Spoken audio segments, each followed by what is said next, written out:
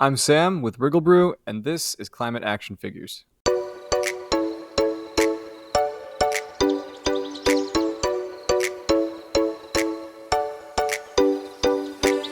Hello and welcome to Climate Action Figures Tales from the Deep South. My name is John Whidden, and this week on the show you get to meet Sam.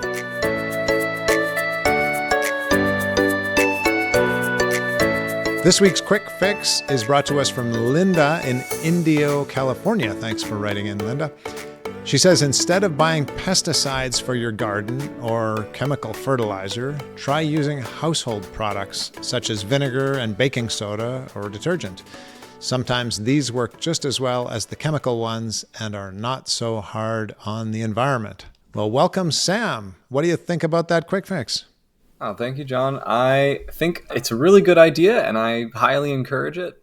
There are a lot of great ways to save money and keep your garden and your lawn a lot healthier without having to resort to petrochemical stuff or toxic stuff. Yeah, this is kind of your wheelhouse, really. So do you have some Absolutely. specific ideas that guests could use? So I, of course, am in the fertilizer industry. I work with a lot of different kinds of products. I make my own. But as for home remedies, there's a really popular one where I'm from, especially for helping plants deal with different kinds of pests or diseases. And that's to take chili powder, garlic, stuff that's kind of spicy or aromatic, and make your own sort of biopesticide out of it by mixing it with water and spraying it on plants. There's a couple reasons why that works, but it really just mimics how plants naturally defend themselves. And that's the best way to keep bugs and pests away, is to do what nature already does. So I make my spray, and as long as it's really hot on my tongue, is that the right level of heat? Like, how do we know how much to put in? I mean, pretty much. So what makes something spicy is that it has capsaicin in it, which is the molecule that gives us the sensation of spice. And capsaicin is actually a defensive compound plants produce. So if something's really spicy to you, then it's probably also really spicy to biting insects and bugs. And for you, that spice might give you, a runny nose. But for an insect at the scale of the millimeter size, it's going to have essentially mandibles falling off, intestinal failure, things of that nature. So aim for something spicy, something really garlicky. That's a good way to keep things off your plants. Not pleasant for the insects. And it's not going to hurt the plants to spray this on them. They don't mind it. No, in fact, that's how they defend themselves naturally. They make these kinds of compounds. So, I mean, even coffee, right, has caffeine in it. Caffeine is a defensive compound. It's a polyphenol compound plants produce specifically to keep themselves healthy. Very interesting. Well, thanks for that, bringing in your own expertise here. Yeah, you're welcome. It was a cool, quick fix. Now, Sam, you are the CEO of WriggleBrew, a startup in Central Florida dedicated to sustainable agricultural solutions. And by the way, what a fine-looking website we're seeing here. Thank you very much. What exactly is WriggleBrew? So WriggleBrew is kind of like the quick fix. It's a method to improve plant health, improve soil health. It's a fertilizer that we make derived originally from earthworm casting. So that's basically earthworm poop. And we make it so that farmers, especially large farmers, can use it as an input, as a feed for their crops without having to use what they typically use, which are petrochemical synthetic compounds that are really bad for nature. So we produce this in bulk, although now we are actually also making a retail version for people's gardens as well. Right, and we just saw that on your website. So you do both for people to use around their house and for farmers to use in a more bulk situation? Absolutely. I mean, our main objective is we want to reduce fertilizer runoff. So we want to prevent farmers from using the synthetic fertilizer that causes destruction in the soil and in our waterways. So in order to do that, we have an alternative for them that's both more affordable and more effective while being organic. And that's what WriggleBrew is at the end of the day.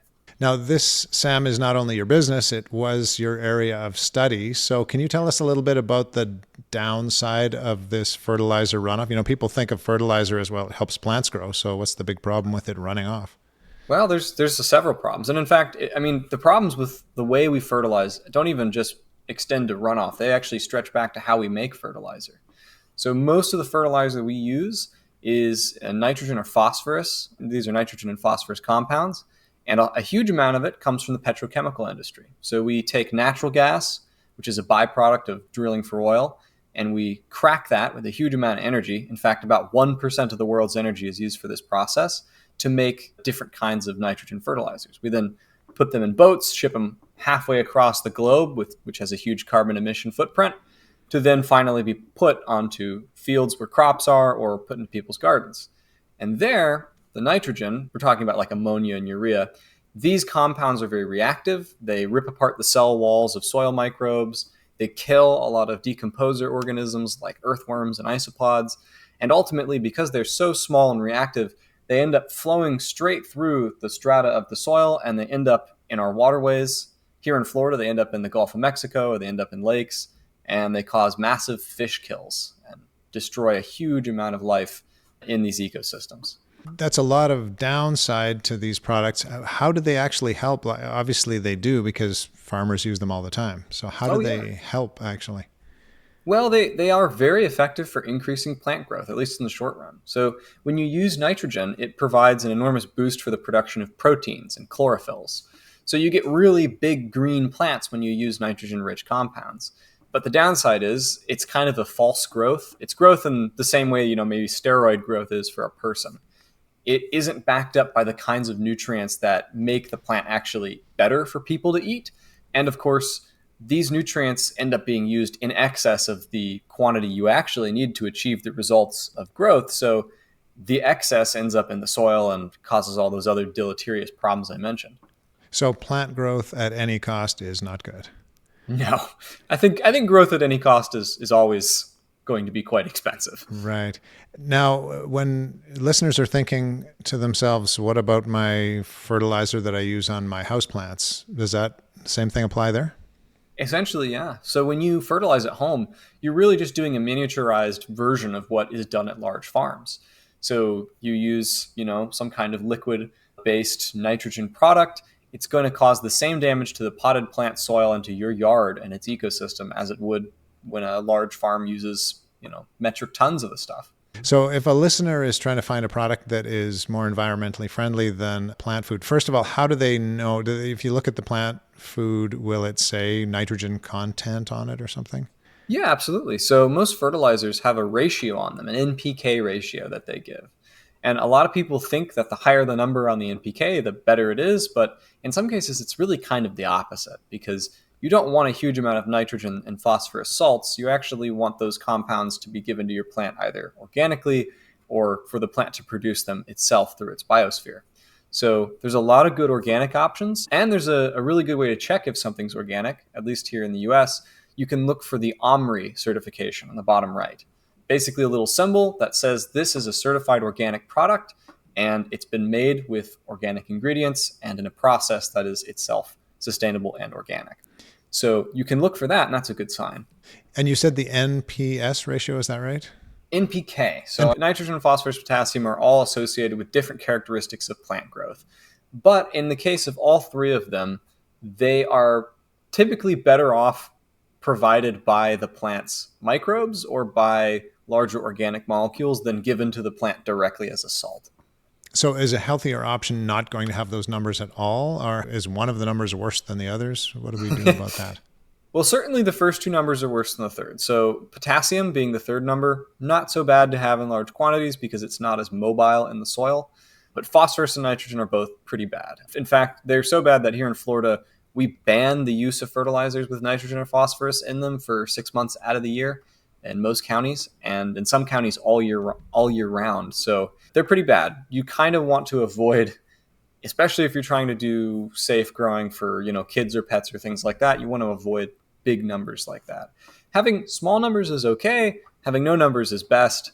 Having your own source of fertilizer at home is the bestest. If you can make your own compost or your own vermicompost, that's even better than going to the store and buying something and using that. Plus free. Exactly. And it gets rid of your food waste without going into the landfill. Exactly. And that means less methane going into the atmosphere, which is really, really good because, of course, we're talking about climate change. Methane is way worse than CO2. Now, you have a lot of knowledge in your brain about this stuff. I think I read that you had some training in chemistry and business, both. That's an interesting combination. Tell us more about that. I studied at the University of Central Florida, and I was originally a chemistry student. there along with my best friend Gabe. He was a biochemistry student. We worked in the same lab. And I wasn't intending to go into business. In fact, I was really interested in pyrotechnics. But we had this runoff happening in Florida. In the summer of 2019 and 2020, there was an enormous amount of fertilizer runoff, and it killed all the fish at my favorite fishing spot. This is, in fact, a spot that my grandpa and I went to, and he went to with his dad, and I think going back maybe 6, possibly even 7 generations. So it's a very, very long time my family's been in this place and using these resources. And I went out there and all the fish were dead. And that was really shocking to me. And so it kind of got me down this road of thinking, if nothing is done about this fertilizer runoff, there's not going to be anywhere left to go fishing. So I went to my friend Gabe because he was a biochemist. He and I decided to dedicate the rest of our time at UCF to researching a solution to this, which eventually became our business, WriggleBrew. And as it started to actually be a business, I decided to major in business to figure out how all that stuff worked. In this whole process, Sam, you have been recognized as an innovator several times by formal awards. By the way, congratulations on that at age 24. Is that correct? That's right. Wow. So what are the roots of your creativity? It's an interesting question. I really used to love Legos when I was a kid, but I also think one of the big things that helped me deal with solving big problems like this was I spent a lot of time going to the Science Center, which is a big museum we have here in Orlando, where I live. And they had all these different exhibits and experiments and demonstrations showing off different inventions and different phenomena in science. And it was really inspiring me as a kid. And so when I grew up, it was one of those things I thought back on a lot of how people had come up with really bizarre and interesting solutions to all kinds of different problems. So when Gabe and I were trying to figure out how to solve the issue of fertilizer runoff, when he threw out the idea of using earthworm manure, it didn't seem like it could be, too bizarre to go after. So we ended up pursuing it and ended up working really well. So how do you market your household side of the product? Like if someone wanted to get a hold of this product, how would they go about doing that? Well, if you want earthworm casting liquid for your garden, you can go to our website. We do sell a lot through there. So that's wrigglebrew.com. We were looking at that earlier, but we also have an Amazon presence now. We sell at a lot of local garden centers and stores. I think 40 of them now throughout the South. And we're aiming to try and get into a few more. And we also sell quite a lot to large farms. We do most of our business to them. We ship, industrial sized quantities of it, a lot of it to farms throughout the Midwest growing soy and corn and things like that. We're even working with a few distributors now up there as well to get more of it out. Now, if people cannot find your particular product, are there others made by Worm Castings or other really great environmentally friendly products that you recommend? Absolutely. So I recommend worm castings themselves. The actual worm manure is really good for especially starting gardens. And there are a few other businesses that do similar organic fertilizers that are pretty great. There's a company right now, I'm not sure if I can say their name because it's actually expletive, but it's Fish Poop, except swap poop out for a less polite word. They do a really, really cool fish emulsion-based fertilizer. So that one's pretty effective and neat. And I also encourage people, especially if you're really interested in gardening, try and make some of your own worm castings or compost at home. That's a really great way to get rid of things like food waste and cardboard and coffee grinds and turn it into something useful. We have our own compost bin outside, but it seems to me I have friends who have worm composters inside. You can have them right on your counter. Is that right? Oh, yeah. Yeah, I mean, they don't stink. That's kind of the amazing thing about earthworms and their manure. It's not stinky because chemically speaking, it's all humic acid. It's all the same kinds of stuff you find in soil. So they're basically producing dirt and not feces as we would recognize it. Oh, great. So if any of my family is listening in, you know what to put on my Christmas list for next year. Now, once I get my fancy worm composter on my counter, I'm always a bit concerned about taking my outdoor compost and putting it on my plants inside because maybe it'll bring some bugs in with it. Is that a concern? And would it also be a concern in terms of worm composting? Yeah, it's always something of a concern. We don't like having bugs in our house. And unfortunately, a fact of nature is just that when you produce dirt or have things decomposing, bugs like to hang around. It's a good way for them to get food sources and for them to reproduce. Now, the good thing about what we created in our product is that it provides a lot of the same microbes and a lot of the same compounds you get from a compost or vermicompost, but in a liquid that's not going to attract bugs and is not going to bring bugs into your house. So that's a good way to get around that. But another way is if you really want to produce compost and bring it into the house for use in potted plants, is you can go through a process called solarization. So it's where you take your compost and you basically put it on like a baking tray and you kind of let it bake in the sun.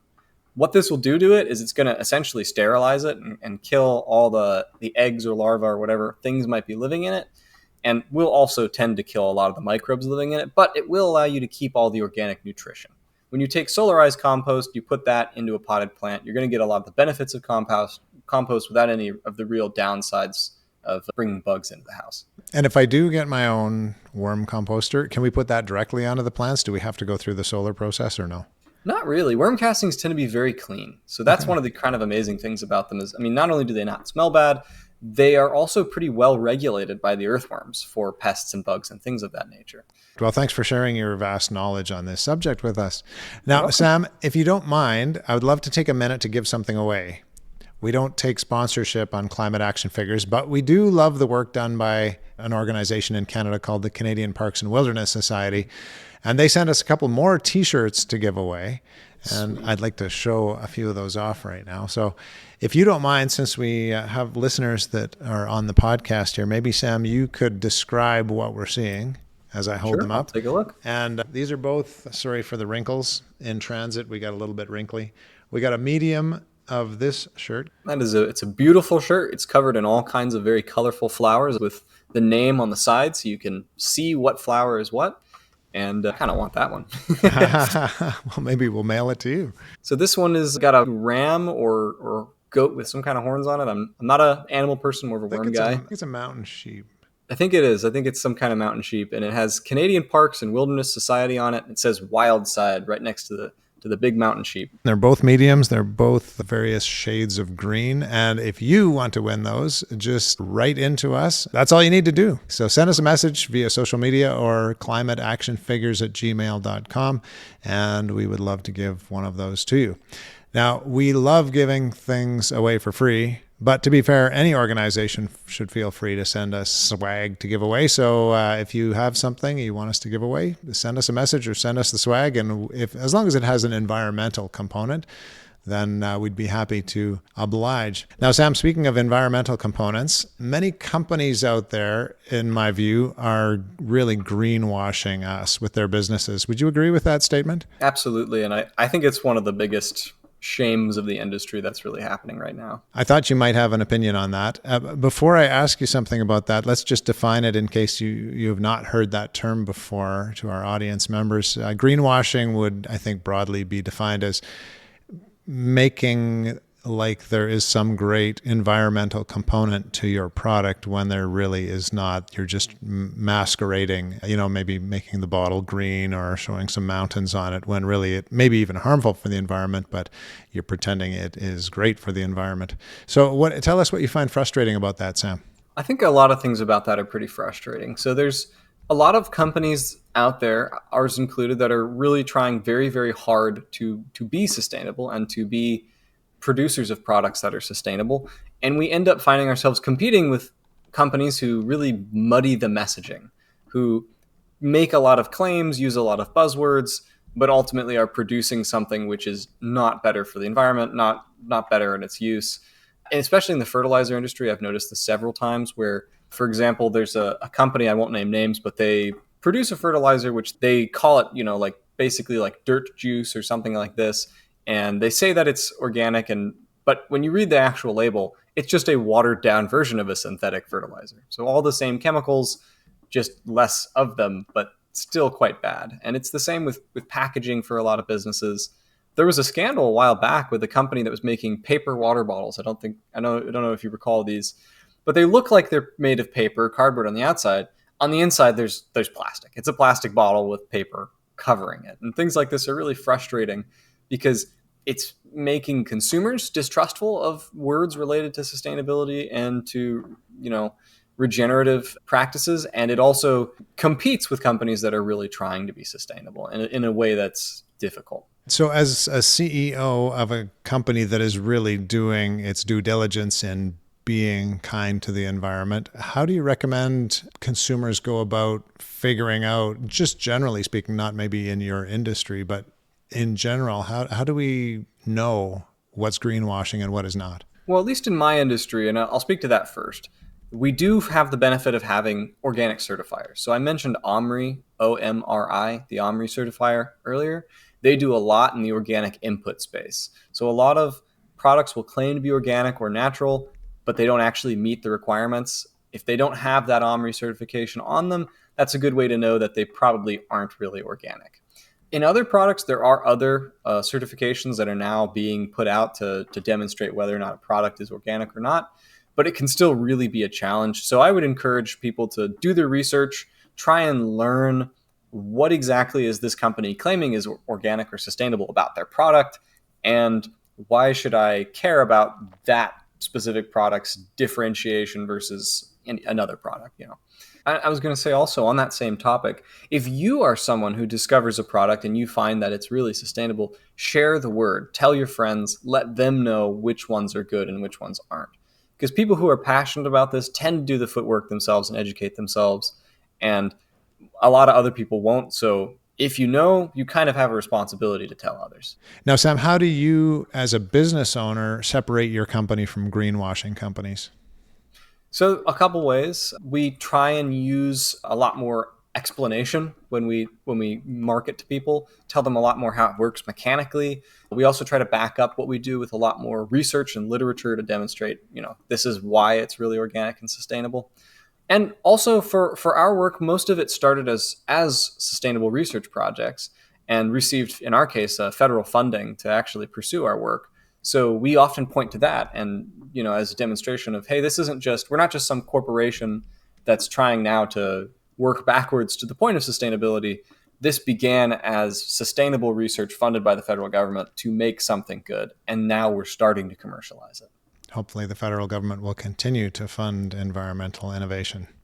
I hope so too. There's been some real, what's a good way of putting this? There has been some real turbulence recently. I'm sure.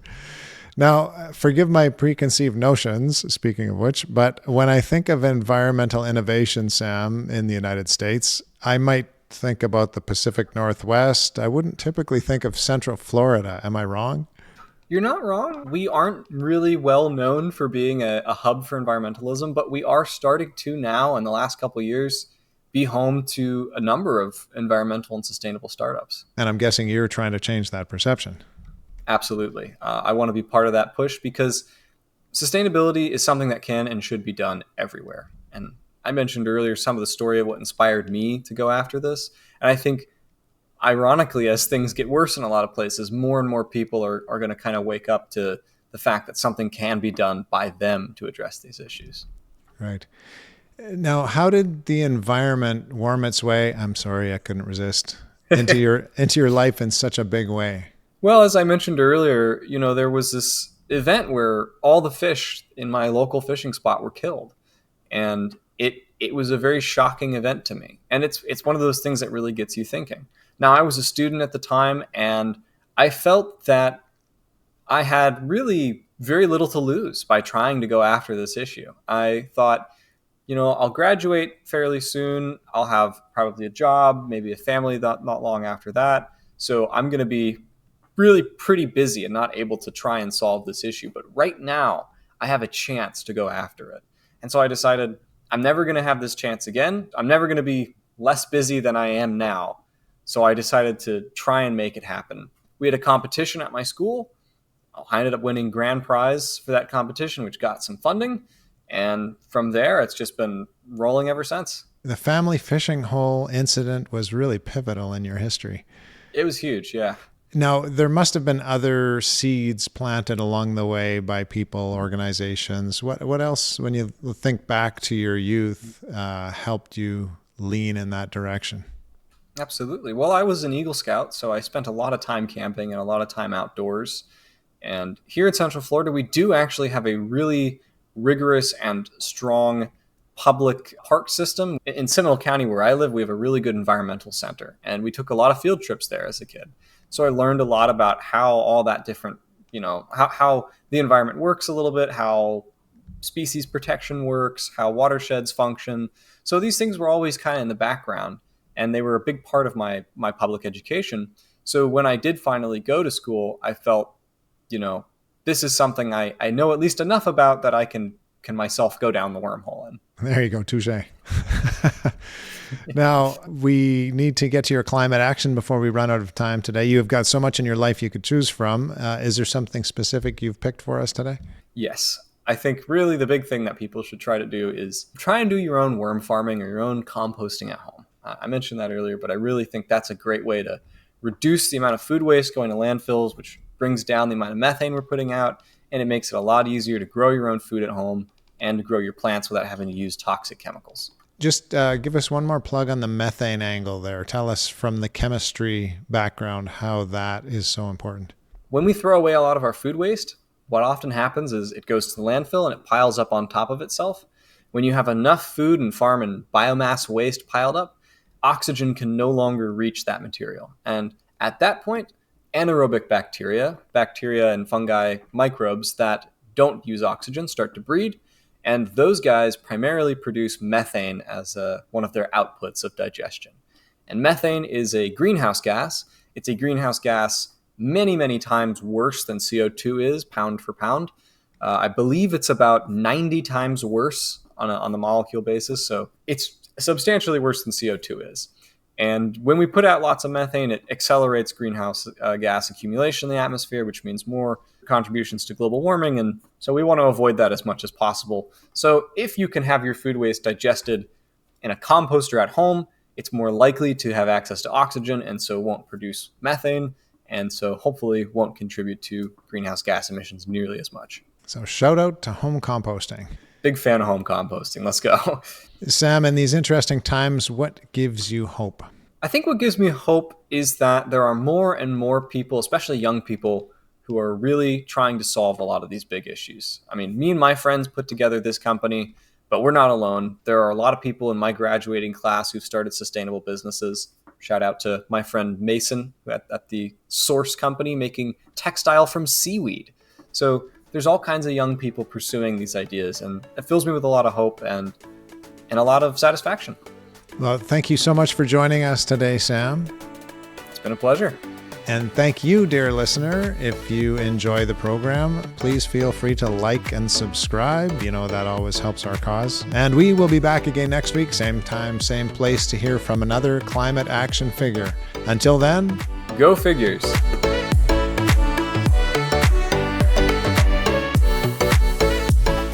This has been Climate Action Figures. Our show is produced and hosted by John Whidden. Our creative consultant is Kayla McIntosh. Our theme song is Hawaii Vacation by Tavari. You can find us on Instagram, Facebook, and YouTube at Climate Action Figures. That's all one word. And if you have any other questions or comments that arose from this or any episode, feel free to reach out to us at climateactionfigures@gmail.com. And thank you for listening.